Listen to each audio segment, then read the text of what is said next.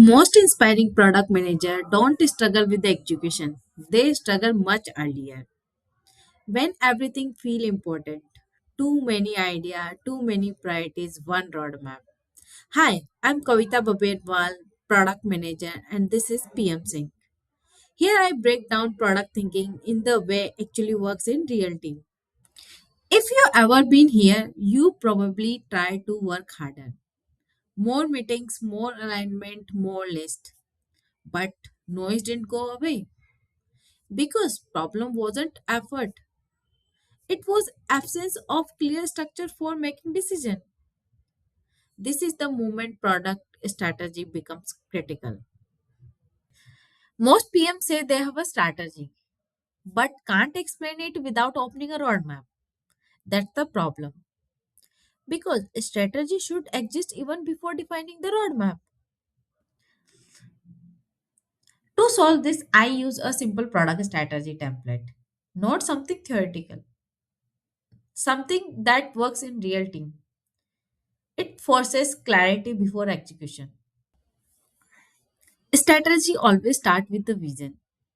Vision gives direction, but intentionally broad.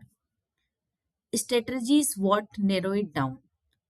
Let's say we are building an e-commerce product and our vision is we want to become the default e-commerce platform for busy urban professional by making shopping fast, reliable and stress-free. Step 2. Choosing target users. When we move vision to strategy, this is where real narrowing happens.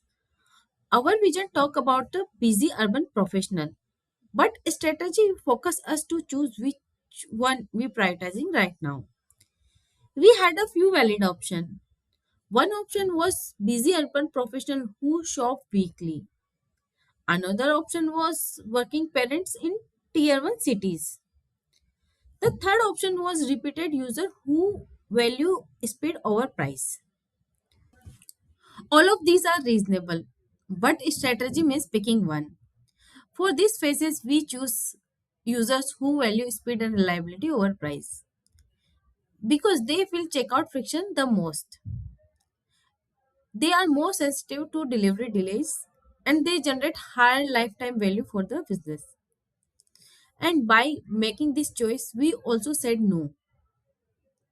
We deprioritize occasional shoppers, we deprioritize deal hunters, and we deprioritize S cases user for now.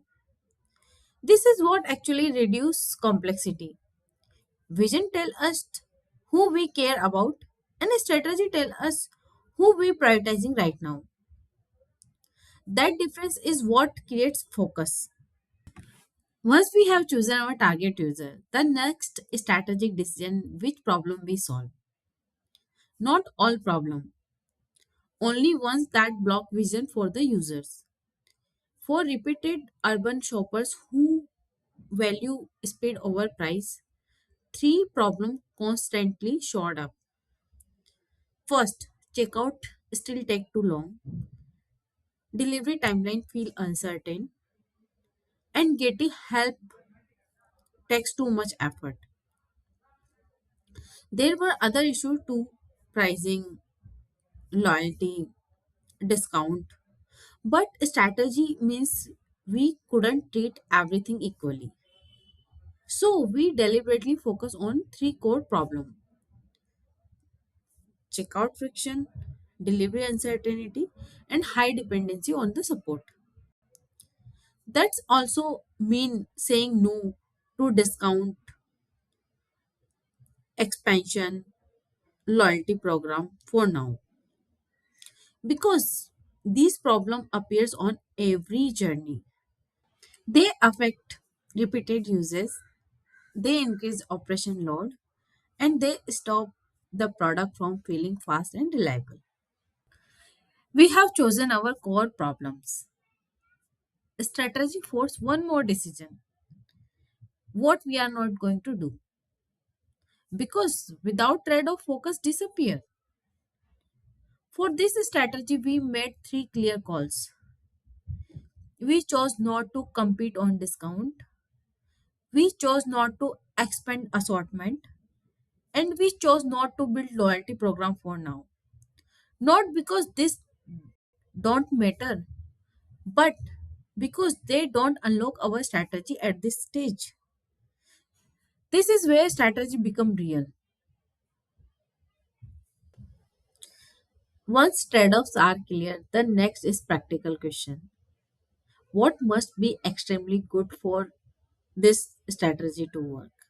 Not average, not decent, extremely good. For our strategy, three capability matter most. First, fast reliable checkout flow. Second, accurate real-time tracking. And third, strong data system to support both. If we can't build this capability, the strategy fails. Now we answer the final strategy question. How do you know this strategy actually working? This is where metrics comes in. We don't jump to feature. We define outcome as a high conversion, fewer where is my order ticket, better customer satisfaction. These metrics act as a guardrail for every decision that follows. At this point, strategy is complete. We know who we are building for, which problem matters, what we are saying no, how success will be measured. Now and only now we move to OKRs because OKRs translate strategy into quarterly outcome, and those quarterly outcome eventually shape the roadmap. This is why strong roadmap feel calm. They are not carrying every idea, having only what moves the strategy. In the next video, I'll breaking down how strategy turn into clear OKRs.